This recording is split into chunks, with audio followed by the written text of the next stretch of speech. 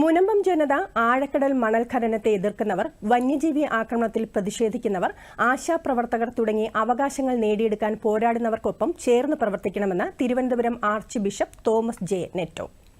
ദുഃഖവെള്ളിയോടനുബന്ധിച്ച് തിരുവനന്തപുരത്ത് സംഘടിപ്പിച്ച സംയുക്ത കുരിശിന്റെ വഴിയിൽ സമാപന സന്ദേശം നൽകുകയായിരുന്നു അദ്ദേഹം.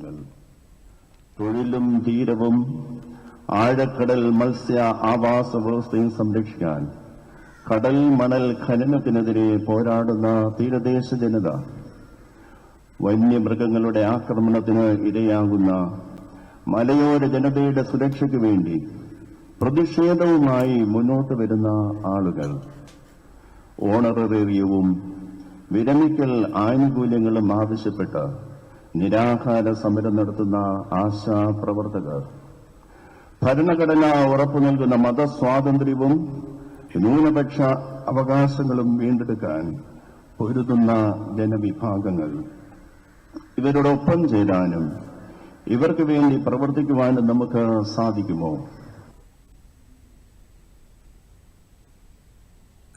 സഹതാപത്തിൽ നിന്ന് സഹാനുഭൂതിയിലേക്ക് മാറുകയാണ് വേണ്ടതെന്നും വിവേചനമില്ലാതെ സഹവർത്തിത്വത്തോടെ കഴിയുന്ന സമൂഹമാണ് ആവശ്യമെന്നും അദ്ദേഹം പറഞ്ഞു.